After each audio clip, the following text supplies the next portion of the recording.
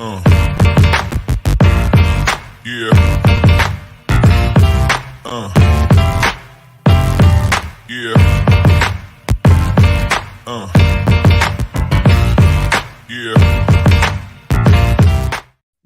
And what's up? Welcome in. Wes Mitchell, Chris Clark, GC Live, final South Carolina versus Georgia preview. Hope y'all are doing well.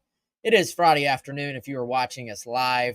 We actually, Chris, we had a ton of people, I can tell from the analytics. We had a ton of people watching us Saturday prior to the game this past week as well, whether that was on YouTube or potentially even on the podcast platform as well. We're on every single podcast platform that exists. So no matter how you're watching or listening, we appreciate you joining in.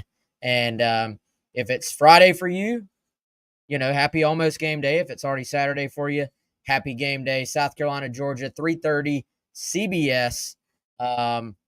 This will, for the foreseeable future, be the last ever South Carolina versus Georgia game on CBS, right? Yeah, man. Pour one out. It's sad. Very sad. We can commiserate today.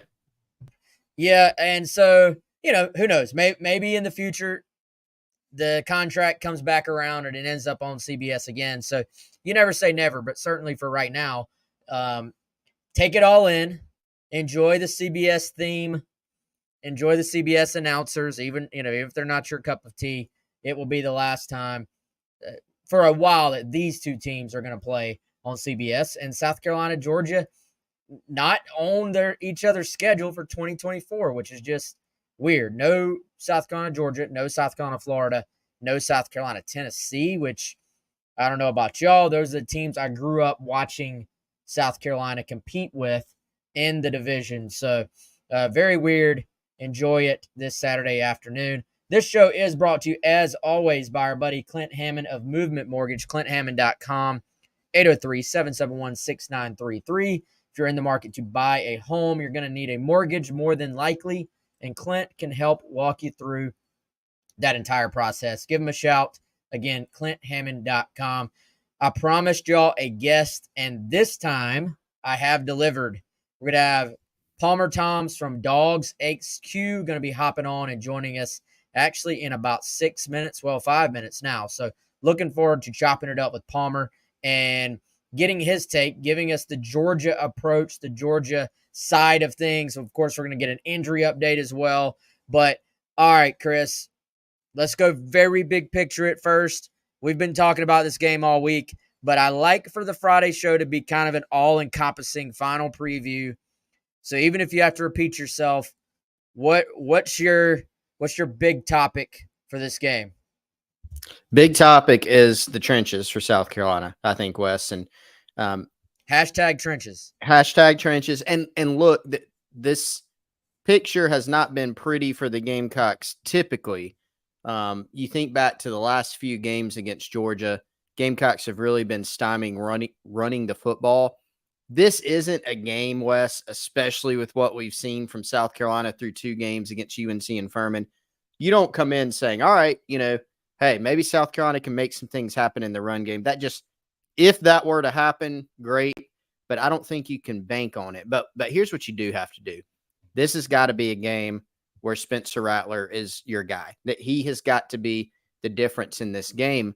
But what you don't want, Wes, is to walk away from this one saying, hey, Spencer Rattler had a really good game. He played turnover-free football. He made some plays, but South Carolina could only manage 13 points, 17 points, something like that, because the offensive line could not hold up against Georgia. And that is a huge question, right? Other side of it, Carson Beck might be like a little bit of a question mark for Georgia. I'm interested in getting Palmer's thoughts on this situation. He's just not as proven as Stetson Bennett or a lot of the other quarterbacks that Georgia's had in the past. He's got a big upside. He's a good player, but you have to make some things happen in the trenches to try to affect him. So that's my kind of one thing I'm dialing in on. You've got to play much better than we've seen through 2 games, offensive line and defensive line. For sure, man. All right, so I see Palmer's already down there. Palmer, give me a thumbs up if you're ready to roll in. I'm going to go ahead and bring you in. Yep, he is ready. Let's bring him in from DawgsHQ. Palmer Thombs. Palmer, appreciate you taking the time today, man. How you doing? Doing well, doing well. It's been a little bit rainy here in Athens, but hopefully that should clear out before tomorrow's big game. Yeah, what are we looking like tomorrow? Is it supposed to be pretty? I think it's supposed to be good. Obviously, we don't really have to worry about that being in a nice covered area, but I do think that it's supposed to be pretty good. Okay, yeah, awesome, man. So 3:30 kickoff, CBS, South Carolina, Georgia. We were just commiserating, much like you and I did yesterday, that these two teams don't play next year, which is just going to be weird, Palmer. And also last time in the foreseeable future that they will be playing each other on CBS as well. So how weird is that to you as well from the Georgia perspective? It's weird. I mean, having covered this team for a couple of years, actually the first game that I was I wasn't working the game, but I was on the beat that week was that 2018 Georgia South Carolina game. So, I think back to the, Debo Samuel matchup against DeAndre Baker, physical football game there. That was a 3:30 CBS game, a hot one there in Columbia. And, these are two teams, two fan bases that, like to go back and forth a little bit. Obviously, there's a lot of crossover. Georgia having Will Muschamp and Brian McClendon, Mike Bobo spent a little bit of time there in Columbia too. So these Shane obviously having spent time in Athens, these coaches, these staffs are very, very, very familiar with each other. These fan bases are, and I think it makes for an exciting rivalry.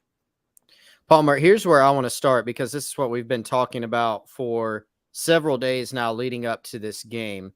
Let's start with Georgia on offense, right? And so I know we'll dive in deeper to that and kind of put the microscope on Carson Beck in particular, but what have been your thoughts on this Georgia offense through the first two games? Obviously, the competition has not been as significant. A little bit of sloppiness in those two first games offensively, opportunistic, right? You still put up a bunch of points. You still win those games very handily, but is the feeling that Georgia maybe just kind of sleptwalked a little bit, that they're still getting their feet under him, that Carson Beck's still getting his feet under him? Or are there some legitimate questions once Georgia hops into conference play throughout this season? What's your take on that? Is all of the above a fair answer? Because, you're absolutely right. You preface this kind of a conversation with the Georgia entirely, but the offense specifically with the opponents. They played an FCS opponent in UT Martin. They had a MAC team in Ball State come to town. So what do you take away from that? Not a ton, because I don't think that Mike Bobo in this offense opened it up a ton. I think that Carson Beck was still getting comfortable, but obviously they weren't, they were physically a much more dominant football team than either of the two teams that they played. So, preface the conversation with that. I think that it's important to, keep in mind that Carson Beck will be making his third career start. This is going to be his first career SEC start. And so he's still getting comfortable. I think that is an important factor in evaluating this Georgia offense. There's a lot of things that Kirby Smart's come to his defense because the fans, especially after that first game, when it felt like maybe it was a little bit more check down Beck, than pushing the ball down the field. They were at his throat, and Kirby came to his defense and said, look, guys, there's a lot of things that y'all don't understand and you can't understand because you don't see it. It's the run checks. It's identifying the mic and, getting the team in a place where you're not going to mess it up. And so I think that's what he's done really well. That's what this offense entirely has done really well is they haven't messed it up. They put up, 48 points in the first game. They did have a pick six, and 45 points in the second game. They did have a punt return, but, they had great field position with 3 turnovers there from the defense. But this offense has done their job. They have, I said it to Colin earlier this week, Georgia's offense so far has done a really good job. Carson Beck, being at the helm of that, has done a good job of not messing things up. When the pressure gets turned up on them, being the opponents are, the stakes are higher. The opponents are bigger. They're faster. They're stronger. How will they respond? we're going to wait and see on Saturday. Palmer, let's kind of keep it right there, but shift over a little bit. Offensive line play, running backs. I know Georgia's had some guys banged up there. I was listening and actually watching you guys on DawgsHQ on your YouTube page earlier today, trying to sort of dive into some of the topics in Dog Nation right now. It's kind of funny. Y'all were talking about some of the same things about Georgia's offensive line that we have talked about with South Carolina, but I think you also have to preface that to say there are levels to this. So I think the expectations that Georgia has established and the expectations that fans have, particularly for a Georgia running game that traditionally, you just think of great back after great back. You think of this big, huge physical offensive line. And so when I hear people say, hey guys, the running backs haven't quite been breaking tackles like they need to, offensive line has not been creating holes like they need to me, that's not quite the same as, South Carolina gave up 9 sacks in week 1. So there are levels to this. However, if you're a South Carolina fan and you're kind of trying to create a little path in your head, how could South Carolina possibly pull off an upset? To me, it's got to start with continuing to make Georgia fans feel like they're not creating enough in the running game and trying to put this game on Carson Beck's shoulders and just finding out what happens, kind of answering that question one way or the other for if Beck can lead a team to a win in a key situation. So you've seen a bunch of Georgia football, man. I know it's a very long question, but I felt like all that was important to say. You've seen a lot of Georgia football. So is the running game a little bit of a question right now, like compared to everybody else in the world, or is it a little bit of a question compared to the insanely high expectations that Georgia people are always going to put on a Georgia rushing attack? Princess problems is what I like to call it. I do think that there is a concern with this run game because, you look at the room and they don't have a guy like DeAndre Swift, who we saw do incredible things on Thursday Night Football last night. They don't have a Nick Chubb, a Sony Michel. They really don't even have a Zamir White or James Cook, 2 guys that were a 1-2 punch there. Granted, they haven't had Daijun Edwards. He's been banged up. They are completely without Branson Robinson, who was the number 1 or 2 running back in the country for the class of 2022, and he's out for the season. Kendall Milton has been less than 100%. He was a highly touted guy coming out of high school. They don't have the explosive difference maker in that room, and I think that shows. But they've got some guys that are certainly capable of doing it. They just haven't necessarily been out there. Like I said, Daijun Edwards, has not played in those first 2 games. Kendall Milton has been less than 100%, and I don't know if he got a second half snap against UT Martin. Kirby said that he got tightened up a little bit there at halftime, dealing with a hamstring injury. And so that's a battle that, he's had throughout his career and he will continue to have this season. They've got to find ways to keep him warm and keep him involved without over involving him. But because they don't want to risk any more injuries with him. So I think, with that, all that being said, they've got guys capable of doing it. They've got, an offensive line that, like you said, the Georgia fans are so used to having an offensive line full of, future NFL guys. And they have that this year. Cedric Van Pran there in the middle is, a 30 game starter coming into this year. Amarius Mims could be a first round pick next year, in this coming NFL draft there at tackle. The 2 guards, Tate Ratledge and Xavier Truss, are returning starters from last year. Each of them started 14 games last year. They've got depth too. They feel really good about, probably 6, 7, 8 offensive linemen, as you go down that depth chart, and they're not afraid to use 6, 7, 8 offensive linemen. Last year, 7 guys played more than 35% of the snaps for Georgia offensively on that offensive line. And so, I think that it'll be interesting to see these opponents that Georgia has played so far. They've loaded the box. And Wes, you and I talked about this. That's kind of South Carolina's thing. They like to go one high and, put a safety out there on an island and put some more pressure on that run game.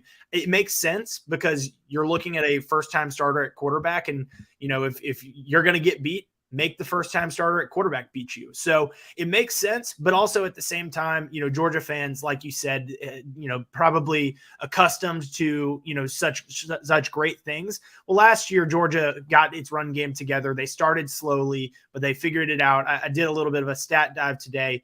Coming into the South Carolina game last year, through 2 games last year, Georgia fans were, really upset about the run game. They had averaged 129.5 yards per game coming into that. They are once again really upset through 2 games coming into the South Carolina game. They are averaging 129.0. So, Georgia, exploded for 208 last year against South Carolina. Could they do that again this week? Absolutely. Certainly interested to see what Daijun Edwards looks like as he's likely to make his return. What does Kendall Milton look like as he continues to get healthier? And what can they continue to add? Can they get a push up front? Can some of these other backs that are involved, Roderick Robinson, who's a true freshman, Andrew Paul, who's a redshirt freshman, can those guys, continue to be playmakers for them? Palmer, some housekeeping items since you started talking about some of the guys that have been banged up. So let's get an injury report. Daijun Edwards. This could take the rest of the show, Chris. Yeah, we've Same been here. there before. Yes, same here. We've been there before and probably there currently. But Daijun Edwards and Kendall Milton, Ladd McConkey, a great wide receiver who's been out, Javon Bullard, who was banged up against Ball State. Give us the rundown and what it all means. Yeah, I would throw Daijun Edwards and Kendall Milton into the probable category. Kirby said that he expects Daijun to play. Kendall has played. He just hasn't been 100%. So those 2 guys included on an injury report, but definitely leaning more towards probable. Day-to-day game time decision with Ladd McConkey. He's been dealing with a back injury. And it's something that he's practiced. He's gone through drills. He's been out there. He's been a participant. And then all of a sudden it flares up on him. And it's a little bit tighter than he wants it to be, come Friday night or Saturday morning. And so, they've held him out. Are they going to continue to hold him out? How precautionary was that versus how much did he really need to be held out? And are they going to continue to be precautionary? Javon Bullard also would be in that questionable category, probably leaning more towards doubtful with him. Georgia's defensive MVP in both of the college football playoff games last year. He was their second leading tackler in this opener, got hurt on one of the first or second drives last week, left the game with an ankle injury in that first quarter, came back to the sidelines in street clothes and a boot on his left foot. I would say he's doubtful, but Kirby said that they probably wouldn't know until Wednesday with him, where he was because he didn't practice at all on Monday. And then Tuesday was getting some treatment and working, the kinks out there. So I would lean towards probably not seeing Javon Bullard and Ladd McConkey. Those are 2 big losses if those guys indeed don't play. But I do think that it's important and it's big for Georgia that they get Daijun Edwards back and that Kendall Milton continues to be a part of this run game. Palmer, so South Carolina fans have I will say, complicated relationship with Mike Bobo. So do Georgia fans. Yeah, so I was going to say, maybe there's some common ground there, right? In a strange way, I don't know, Chris, you tell me, in a strange way, it's actually an even more complicated relationship than with Will Muschamp. I think. Chris he's not agreeing with me. I can tell from that face. No. I just had not heard that take before, so I'm processing. What do you mean though? I think I see what you mean, but okay. Well, first of all, not to take up all of Palmer's time talking about my. No, I want to hear this take too. I'm okay. All right. Listen. So first of all, there's always been a sense from South Carolina fans that Bobo will make at least one decision against them where they're saying, thank you. Like, for one, you look at the decision to throw the ball down near the goal line, a game we've talked about this week, 2014 game where South Carolina beats Georgia in Columbia. Georgia throws the ball, I think, on first down, and can't remember if it was first down or third down. I think they tried to throw a screen and ended up getting a penalty. Intentional grounding. Yep. Then they missed the field goal. South Carolina hangs on by the tip of the football and wins that game. Then at Auburn, 4th and 1, his one season at Auburn, Bobo 4th and 1, Tank Bigsby on the sideline. Auburn is backed up in their own territory. They go play action, incomplete pass. It completely changes the game. South Carolina goes on to beat Auburn. The fact that South Carolina's fans were always kind of up and down about Bobo when he was here as a coordinator. I actually thought with what they had, he did a fantastic job giving them a chance, play calling wise. But then you have the element of he basically says he's staying, but then leaves you after Beamer got hired. So, it was, to me, Gamecock fans always just have complicated. It's the best way to say it. And I know Georgia fans, for very different reasons, have a complicated relationship as well. And I don't know if you have anything to add to that, Palmer, but I was going to ask about the scheme.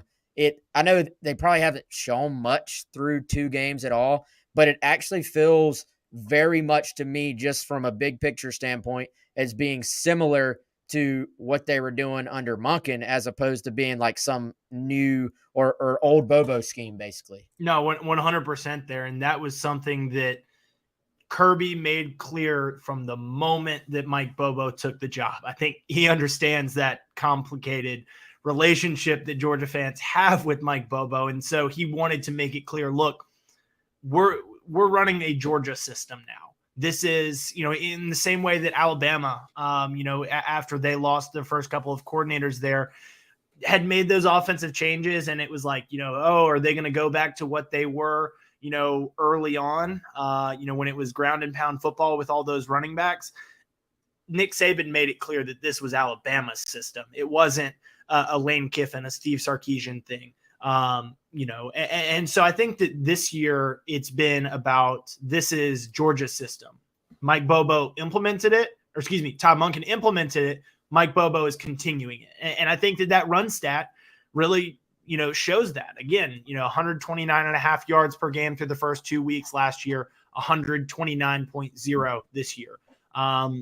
They actually put up more yards in the opener. Now, again, it was against UT Martin, than they did in a majority of games last year under Monken. And so, I think that they made that clear. This is going to be, Bobo was there. He learned under Monken, what was involved in ways, had a specific role and was, really working on third downs and red zone and stuff like that, and gave advice in ways. And sometimes they used it, sometimes they didn't. That's kind of the analyst's role.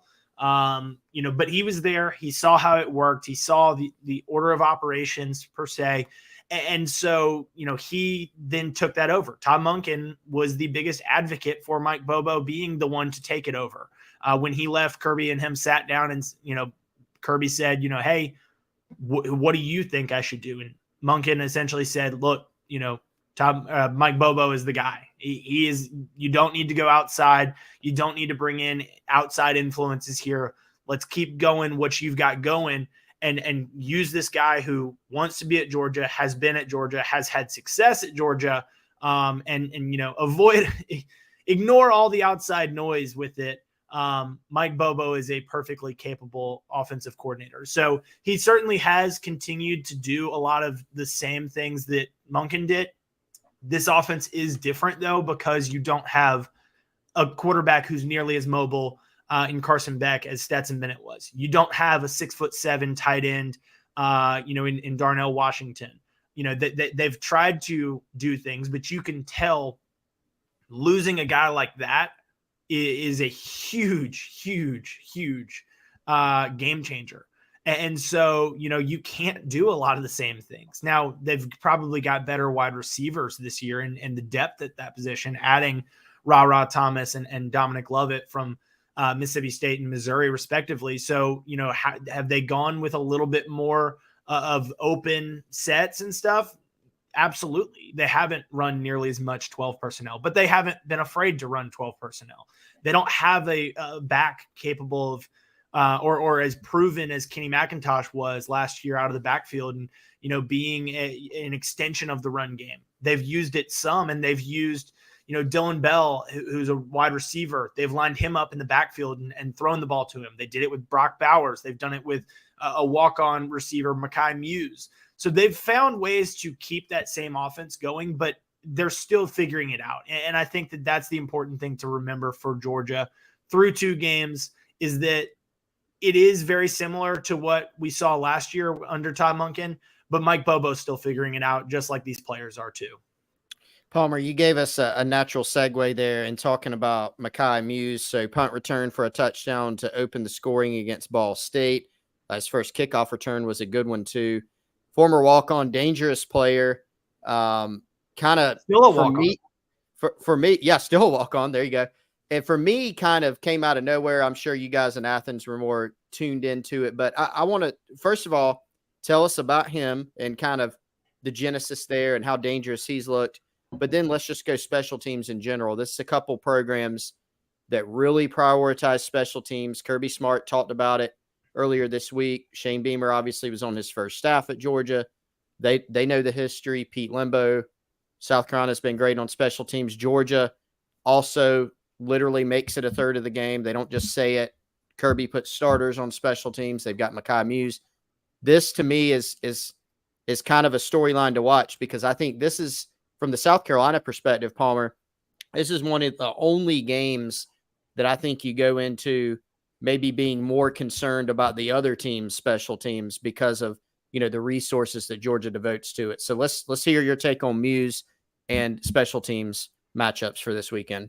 Yeah, Muse has been an exciting storyline so far this season. Like I said, still a walk-on.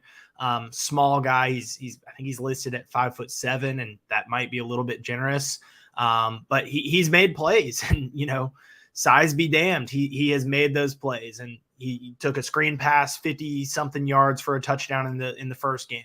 Had a 69-yard punt return last week. Had a 40-yard kick return that was really good and set Georgia up on that first drive. And so they have used him in special teams offensively. He's a guy that has continued to, proved himself on the scout team. And, if you're proving yourself on a scout team against Georgia's defense and the guys that they've had out there the last couple of years, you're pretty capable. And so he came onto the scene a little bit during the spring and had a big spring game.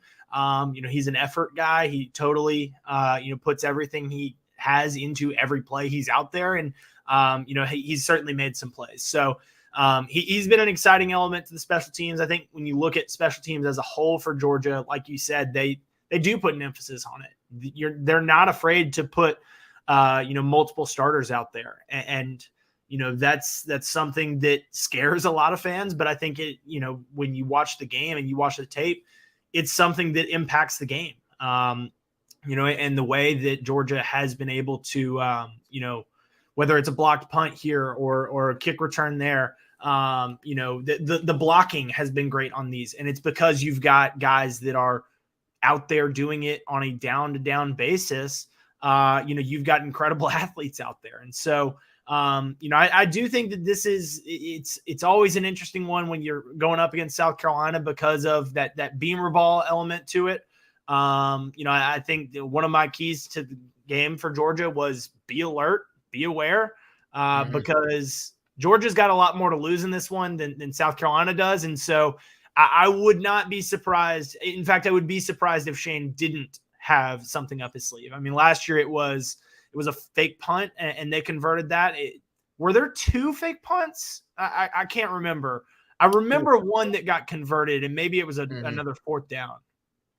Yeah, I don't remember if there were 2. I definitely remember the one. And it was the thing is, Palmer, they've gotten to the point where teams are now alert to it, but they've almost built like layers onto their fakes to where there's like a misdirection element or something as well. So even if you're alert to it, fake.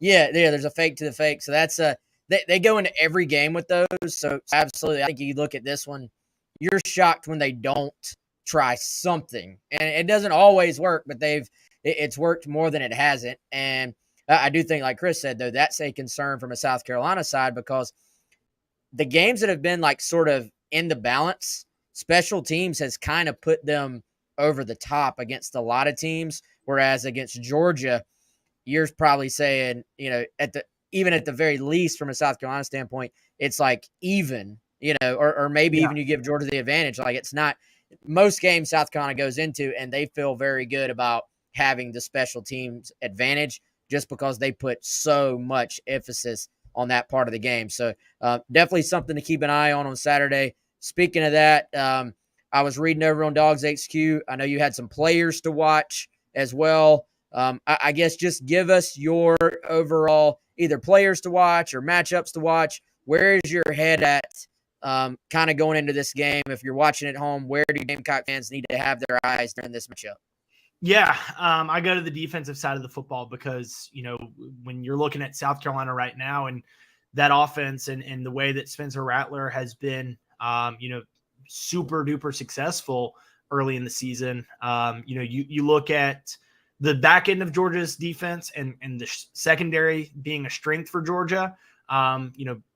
Maybe not having Javon Bullard, that certainly plays a part. And so you're going to keep an eye on David Daniel Sisavon, who's the likely starter in his place.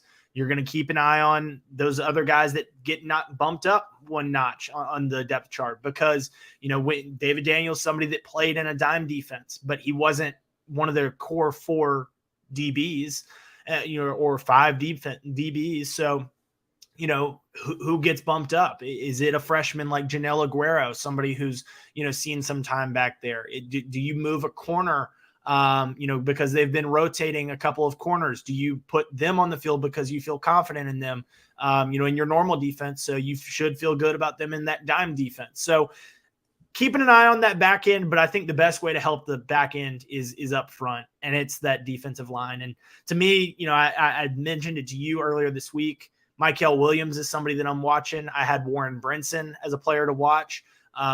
Really, Georgia's play up front. And I think keeping in mind that North Carolina game as the big influence here, the 9 sacks, the 16 tackles for loss. I don't know that Georgia's going to get 9 sacks or 16 tackles for loss, but I think that they are certainly capable of causing some havoc in that backfield. So keeping an eye on those guys up front as well. Palmer, sticking with the defense, so more big picture here, just for those listening, and I'm curious, I'm going to ask you, where it's only been 2 games, so your answer may be we don't really know yet. Where do you think this defense can by the end of the season once they're in conference play? Where can this stack up versus the past 2 years? The 2021 defense, Georgia, was incredible. 2022 had a huge drop off to where they were giving up 14 points a game or something like that, obviously. But where does this group stack up against those, you think? It'd be really hard to say that they're going to be that 2021 defense. But I think that they're certainly capable of being 2022, because it's a lot of the same guys that 2022 had. Obviously, you don't have a Jalen Carter out there, and that's a huge factor. You lose a couple of guys, Christopher Smith on the back end. He was a key contributor. Nolan Smith, albeit he got hurt halfway through the season. So you got a little bit of taste of what life without Nolan was like. Keely Ringo on the outside, you feel pretty good about the way that they've replaced him. But, to me, I think that this defense is capable of being, up there with those two. And to even think about having the kind of discussion of, well, where does this defense compare to the 2021 defense says a lot about the 2023 defense because of what that 2021 defense was. We've seen, there's snapshots of plays from games those years where all 11 of those defenders have been picked in the NFL now. And I think that with this team, you've got a lot of NFL talent players, guys like, and I think that you had that last year, but you've got a little bit more experience on this year's group because you're not replacing 7 guys, you're replacing 4 guys or 5 guys. And so a lot of those guys that are out there this year got a lot of experience last year. They were really good last year. And, the expectation is for them to be just as good, if not better this year, surrounded by a ton of talent and other guys that are taking, steps in the right direction. Palmer, you've been going for way longer than we requested, man. So we appreciate the time. But final thought from you. I'm guessing we picked Georgia. I'm guessing you're picking Georgia too. So give the Gamecock fans a path. So let's say they play 10 times, Georgia wins 9. What's the path to a South Carolina upset Saturday in Athens? Yeah, I mean, I think it goes back to what we said about South Carolina loading the box and taking away Georgia's run game and not allowing that to get going, forcing Carson Beck to be the guy and him proving to not be the guy. I think that's certainly because of the opponents that Georgia has played so far this season. I think that there's still so much that we don't know about Carson Beck. And so, how does he respond? If he throws an interception, didn't throw any, last season, threw one last week, and it was a tip ball type thing. And so, if he really does make a mistake and it's like, well, that's on you, Carson, how's he going to respond to that? And then I think defensively for Georgia, offensively for South Carolina, it's hitting those big plays. I mean, when you've got the receivers that the Gamecocks do, and you put them in matchups and situations, one-on-one type situations, enough times you're going to hit them a couple of times. And so, you're bound to see some success there. I think that it comes down to protecting Spencer Rattler and letting him get the ball away and forcing that Georgia secondary that has a first-year starter at one of the cornerback spots, could have a first-time starter, likely does have a first-time starter at safety, one who's probably known more for his physicality than his coverage skills, putting those guys in situations that put pressure on them. So it's putting pressure on Carson Beck, and it's putting pressure on Georgia's secondary is the way for South Carolina to keep this one competitive. Yeah, couldn't have said it better. Again, Palmer, we appreciate the time, man. If you are out there listening or watching, go check out DawgsHQ.com. The beautiful thing about the On3 subscription is if you're a Gamecock Central subscriber, you can go read their message boards, their content. If you're a DawgsHQ subscriber, you can come read our content as well. So whichever side you're on, check out our stuff on Gamecock Central and certainly check out everything on DawgsHQ as well. Palmer, again, appreciate it, man. Enjoy the game, okay? Thanks, guys. Yep, have a good one. Awesome stuff there from Palmer joining us here on Gamecock Central Takeover Hour, or GC Live, you could say, Chris. I just hit every button on StreamYard trying to get it back to the two of us. So I was laughing inside, but I wasn't going to say anything because we have. I was going to say we've all done it. Anybody who's used StreamYard has done it, I'm sure. All right, so next time, Chris, here's what we're going to do. When I'm telling a guest bye, I'm just going to give the control to you. Okay, all right. To click so there's all these different layouts that you can hit. So I'm sitting there trying to talk to Palmer and tell him bye, and I'm just clicking everything. That was awesome. What's up, Still Curtain, in the chat? Great stuff from Palmer. Honestly, I think y'all, the listener viewers, I think y'all got a ton out of it. A lot of it was stuff that I had been reading and hearing from their great coverage all week long. And, we've kind of used that, I feel like, to kind of base some of our discussion around it as well. And I think my biggest takeaway, Chris, is that it is accurate to say we do just not quite know yet what this Georgia team is. Now, we do know they're very talented. We do know there's a better chance than not that they are going to end up being a very good team. Like, you're going to look back on this season and say, man, like their process, we know it works. Their talent, we know is good. For me, it does keep coming back to Carson Beck. Yeah, it does. Georgia's they've had a lot of talent at quarterback, man, historically. Like, you go back and look at some of the guys that they've had on their roster. There's a bunch of them, right? And most of them have won lots of games, even if it was the quote unquote lean years where they only won 9 games or 10 games or whatever, right? And so when there has been a change, at any place, especially a place like Georgia, There are a lot of eyes on that next guy. And so, man, I don't know if anybody could have envisioned the story of Stetson Bennett coming back to Georgia, people being pretty upset when he won the job, and that Kirby Smart and Todd Monken were sticking with him. What does he do? 2 national titles, right? And he's obviously a talented guy, a dynamic guy, really great athlete. I still fail to see how he ever had the game manager tag, because he just did not play that way at any point, especially in year 2 last season.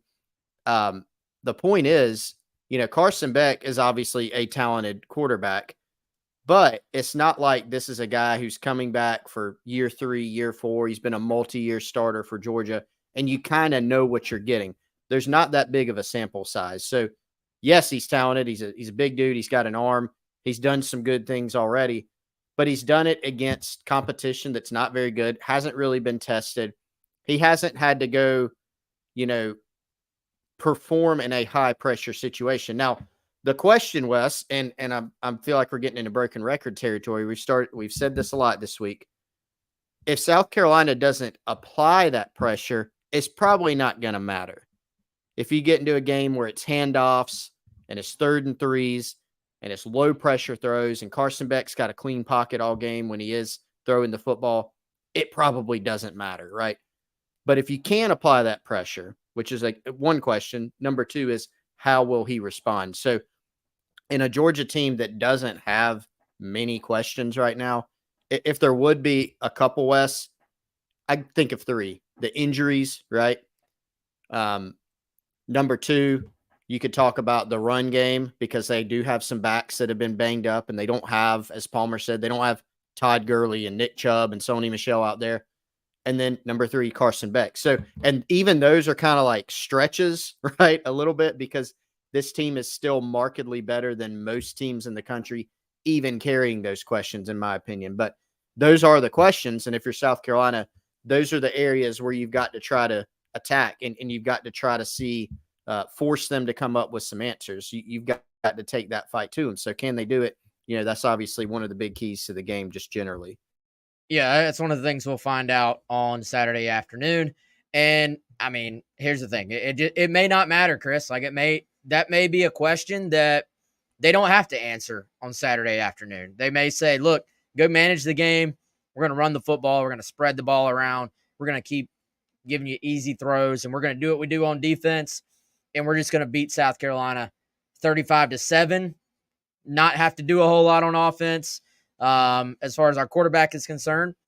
And that's that. And then if you're a Georgia fan, you're probably saying, well, we still haven't answered that question. If you're a Carolina fan, you want for it to be going into the 4th quarter and everybody be saying, we're about to answer that question right now. Because if you can somehow manage to play everything else out, not even to an equal, but just to a somewhat level playing field, then you feel pretty dadgum good about putting the game on 7 shoulders. What Beamer kept saying it yesterday, we got to play great around Spencer Rattler. I don't know if you got to play great around Spencer Rattler. You just got to give Rattler a chance to go do what he has been doing lately. And so I think, that thing Beamer said in the locker room to Rattler when giving him the game ball, like, hey, guys, we're going to have a chance every game because of 7. I'm kind of a little bit of a believer in that, while also part of me is saying, man, Vegas knows, and they got this thing as a 27.5 point line. Like, well, that's massive. It is massive, but if I may, here is probably the line of thinking on that, Wes, is that Rattler had a great game given the circumstances, right? Like, he didn't have a great game from the standpoint of he threw for 5 touchdowns and 400 yards, but he had a great game against North Carolina given the circumstances. And even the stat line looked pretty good. Had a great game, and that was despite being sacked 9 times.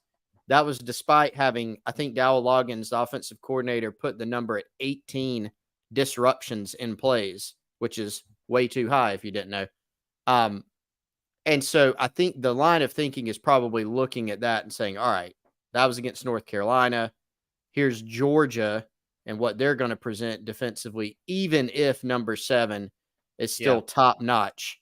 It's going to present issues. Now, I know Vegas has a lot more than some dude on a podcast sitting around analyzing a game to set their lines, right? But in some form or fashion, analytically, with what goes into the computer, that's probably what it is. And by the way, Russ, real quick, our guy Clark Brooks from SEC StatCat just put this out. SEC quarterbacks with the lowest uncatchable pass rate ahead of week 3. Spencer Rattler, number 1 in the SEC. 7.46% of his passes uncatchable. Again, given the O-line situation, a pretty remarkable statistic, in my opinion. Carson Beck at number 3, 9.84%. Jalen Milroe of Alabama last, and at 28.89%. Tyler Buckner, who the Gamecocks saw against Notre Dame, by the way, last year, is projected per reports to start Alabama's next game against South Florida. That's just a little college football note for you, but nonetheless, I interjected, Wes. Sorry. No, you're good. I actually, it's kind of scary, Chris, how much we've been thinking alike lately. I had Clark's Twitter pulled up.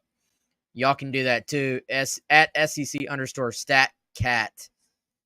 I mean, Clark is phenomenal. You already know we talk about that often, but some other just interesting notes where if I gave you this headline, you would probably say, yeah, Rattler, based on your eye test, yeah, Rattler's probably pretty high in that. The SEC's most successful passers targeting contested/tight windows. I don't know how Clark specifies, this is a tight window, this is contested, but Rattler second in the SEC as far as successful passers targeting contested or tight windows. Let me see. There's a couple more. SEC's most productive passer in targeting contested or tight windows, Spencer Rattler. The SEC's most accurate passers under pressure going into week 3. Guess what? Spencer Rattler, most accurate passer under pressure. He has an adjusted completion percentage of 80% when under pressure and an actual completion percentage of 71.43% when under pressure, which is insane. There's literally 1, 2, 3, 4, 5. There's only 4 guys in the SEC whose percentage is 50% or higher. Next highest is Devin Leary at Kentucky, 61%. So, but I think it's always interesting to me to see if these deeper stats, these analytics, whatever you want to call it, do they match what the eye test says? With Rattler, they absolutely do, in my opinion. How about this one? The SEC's most productive deep passer ahead of week 3. As much as the guy 3 rows from me was complaining all game, all first half Saturday about the short passes, Rattler has, let's see how he determined this one. Most productive in this case is literally passing yards on deep balls. And Rattler has the most passing yards on deep passes in the SEC as far as quarterbacks go. 247 of his yards this year have been on deep balls. So you see South Carolina obviously using those extension of the running game type throws. As Rattler told us, a lot of those are on RPOs even. So it's him making a decision to flip the ball out there.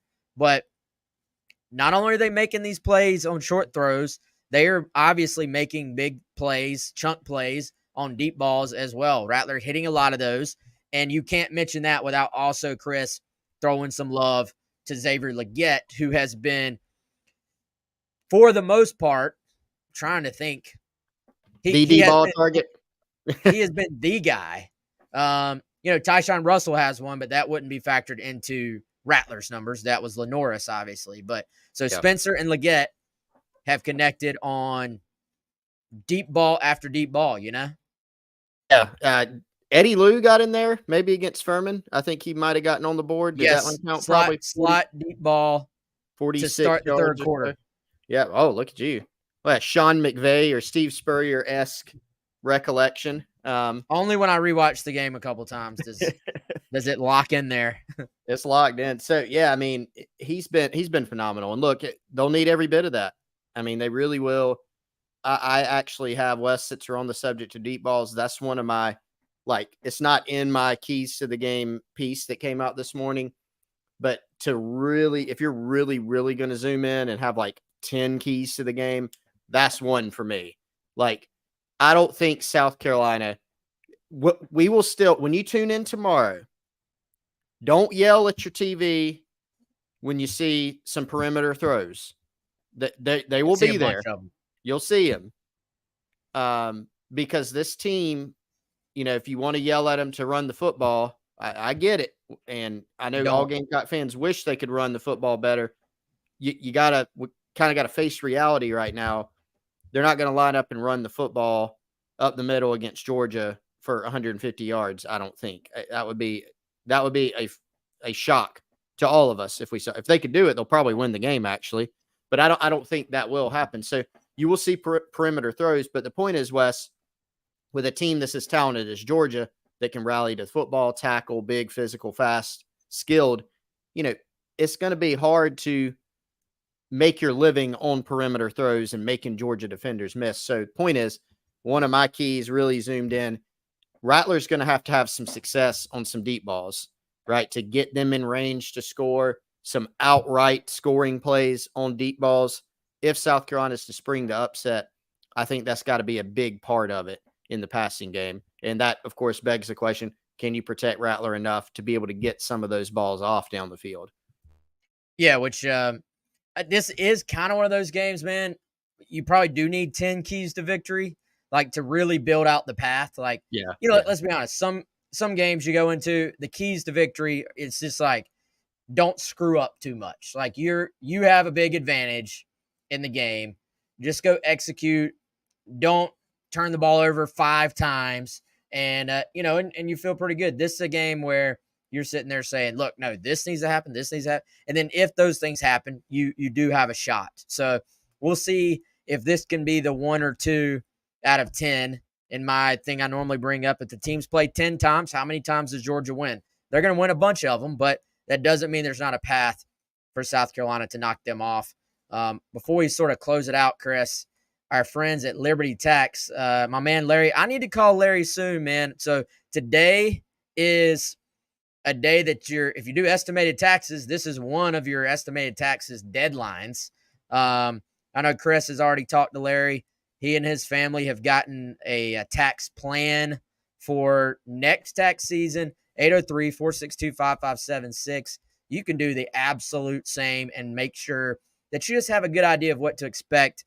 Nobody wants to be hit with that massive, scary, surprise tax bill come April. So 803-462-5576. Our friend Larry and his team at Liberty Tax, they will take care of you just like they took care of Chris Clark. Can the Gamecocks take care of Spencer Rattler tomorrow? That is the single biggest question going into this matchup. And I get excited about certain things going into a game, Chris. I'm most excited, most interested, most intrigued, however you want to say it. I'm intrigued to see what plan Dow Loggins comes up with for this game. Does South Carolina go out there and say, look, we know we're not supposed to be able to run the football on them. We're just going to throw the ball every single down. Do they go out there and do they say, look, they think we're going to go out and sort of lull them to sleep on the edges and throw quick passes? Do they say, we're just going to attack them downfield right off the bat and try to hit a couple of those big plays early? Do they go super down the line on this thing and go all the way full circle and say they think we can't run the ball? They think we can't run the ball. Let's just run the ball and see what happens and see if we can't establish something early, which I know will piss all you Gamecock fans off if the first play is a run up the middle. But I think, Chris, you have to maybe introduce a few little running game elements that we haven't seen yet. Is that the pin and pull? Is that, maybe a little more counter? Is that, I don't know. There's 1,000 different ways you can get to the result of running the football. Maybe throw a little something at them that they just have not seen on tape through the first couple of games, and they're going to adjust. They're too good not to. I'm not saying that means you're going to rush for 200 yards, but I'm just curious, does he have – is there a trick up your sleeve if you're Loggins and this staff where you kind of give yourself a chance to get into the flow of the game with an early score or some early success? Because the game South Carolina has lost against marquee opponents, especially on the road, man, it's been what? It's been when they've had slow starts on offense and defense at the same time. You can't afford both. Like, you can afford a slow start on defense if you're scoring on offense early. You can actually afford a slow start on offense if your defense is dialed in early. But think about the games where they've been down 14-0 off the bat. What was Florida? 21-0 off the bat. Tennessee 2 years ago on the road. Well, 3 years ago now, but y'all know what I'm talking about. 2 games ago against Tennessee. You're not going to come back being down to a team like Georgia. So I think that's not by much. I mean, like, you got to stay in the game. And I know that's like a dumb surface level thing. Oh, start fast. Well, yeah, duh. But from what we've seen from South Carolina on the road and what we've seen from Georgia starting slow a little bit offensively this year, I think you have to come out with something to just try and catch them on their toes a little bit and maybe give yourself a chance to settle into the game. Well, and that goes back to our more broad point of, how can you find a way to put some type of pressure, literal and like physical pressure and mental pressure on Carson Beck? You have to do that by, if it's 14-0 and he's completed, he's converted a 3rd and 4. And other than that, they've just run the ball and they got a turnover that got them, in range early, and it's 14-0. You've lost that battle already. Now there's not any pressure, physical or emotionally, on Carson Beck. So if that's one of your keys to the game, you do have to, it is much more than a platitude to say that you have to start fast, or at the minimum, Wes, you can't start slow, and so I think for Loggins coming into this game, I don't know the line of thinking or obviously what's in the game plan, what's in the script for the first part of the game.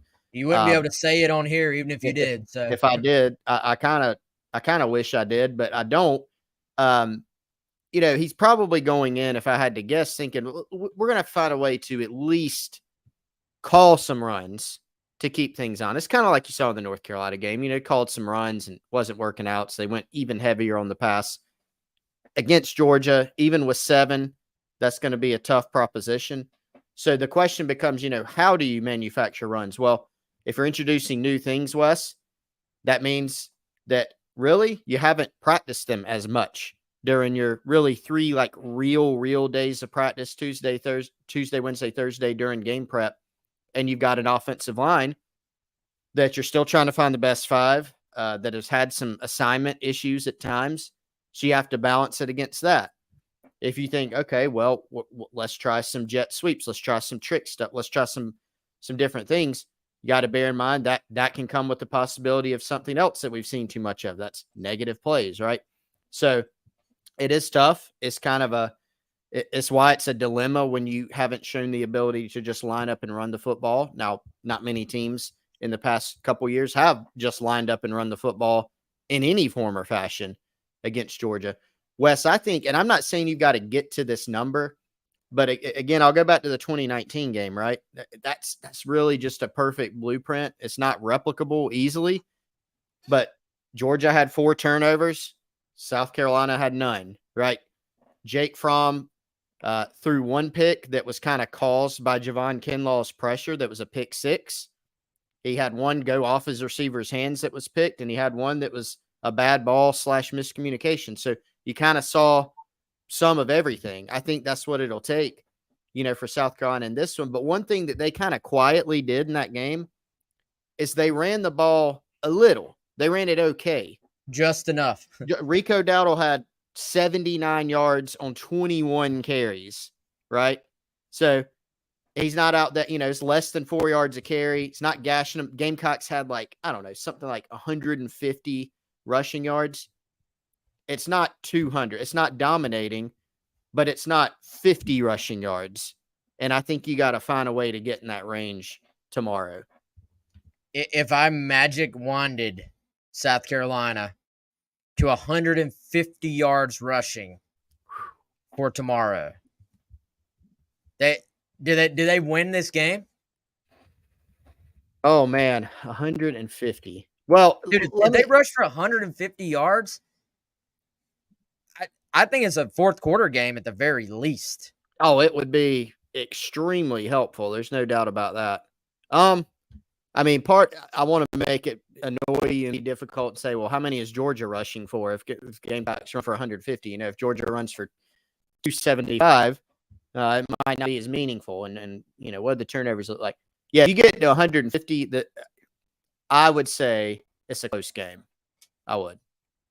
Yeah, it's gonna be tough. That's a tough mark to. Oh yeah, that's like, oh yeah, great thought, but can you go? Can you go do it? No, I don't know the thing. So I get. I know Chris Doring talked about the 2019 blueprint as well, and I think in terms of winning the special teams, Georgia misses their kick, South Carolina makes theirs after missing one earlier, I think, and a pick six, like it helps when you not only turn them over a bunch of times, but you score on defense as well. Like all those things, I think are part of the blueprint. But also, I think the thing you kind of forget about that game, man, South Carolina's offense in the second half, it was hold on for dear life.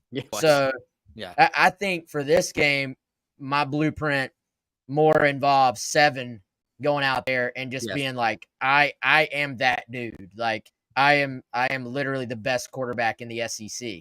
So, I think, and I get the point on, hey, he played by considering the context, he played great against North Carolina and he only scored 17 points.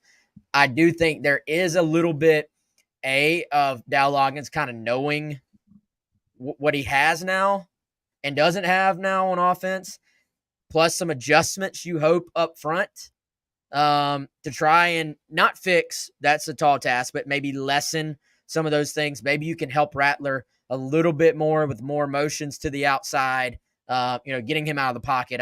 Changing the launch point, all those things to where he has a great game and puts you more. I think you got to score. Let's say Beck isn't who Georgia fans want him to be. They continue to struggle to run the football a little bit. You still, I think, got to score into the mid to high 20s to win this game, I think. Yeah. They've got so many weapons around Beck on offense.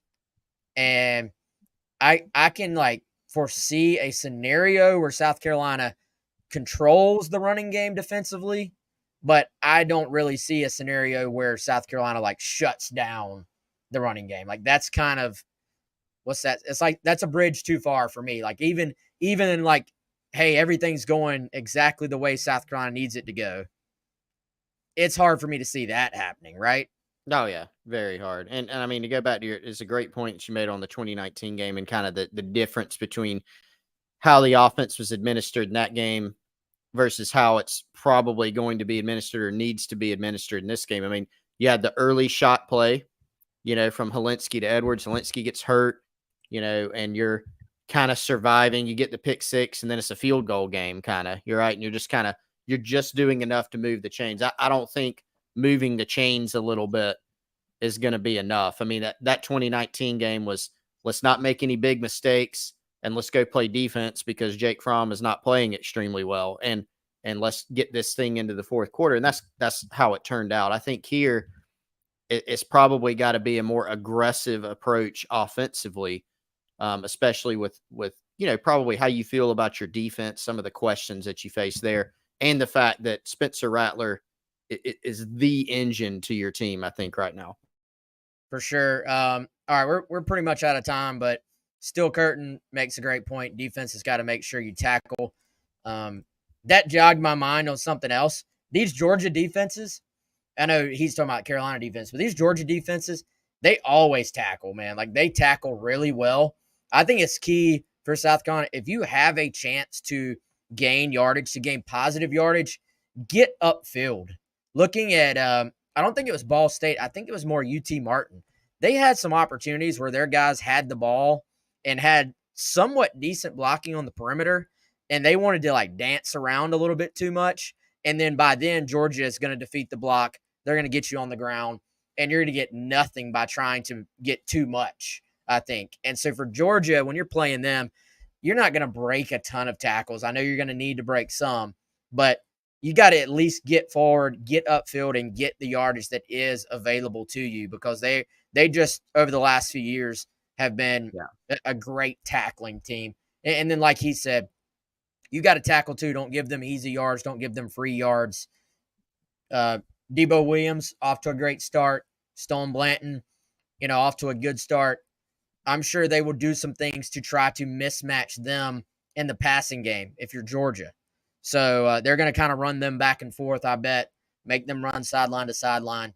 That'd be an interesting matchup as well. But we could go through every single position group, honestly, and it would be important to this game because you're going to need everybody to play pretty well if you're South Carolina, if you're going to pull the upset. So I guess we'll just leave it at that, man. Chris, you got one closing thought, or have you exhausted everything you got? I pretty much exhausted them. Are we giving picks on the show? Well, or do we? We can. I picked Georgia, so yeah, I've got Georgia too. I think it's a tough hill to climb for the Gamecocks. But yeah, I'll leave it there. Yeah, I said 38-24. I think they hang in. I just think Georgia's a little too much in the end. I wouldn't be surprised if it was a little bit more low scoring than that. Mm-hmm. But I settled on about a 2-touchdown game is where I think it probably ends up. Yeah, to me, I'm blanking on the year. It must have been 2017, I think it was, where Gamecocks were down by 7. They hung in, ended up losing, I think, 24-10. That's kind of the similar vibe I'm getting. I think I had 30-13 Georgia in this one, so somewhere around there. Yeah, that's where my head's at right now, Wes. Yeah, well, hey, we're gonna find out. Either way, we're gonna have plenty to talk about after this one. And so Mike will have his right after the game GC Live show as well. I'll be on with Kendall and Jack for Before the Sandstorm, right before the game. I think we're aiming for 2:30 p.m., so 1 hour before kickoff on Saturday. And then Chris and I will be back GC Live at 2 o'clock on Monday afternoon. Y'all enjoy the game on Saturday. Chris and I are out, and we'll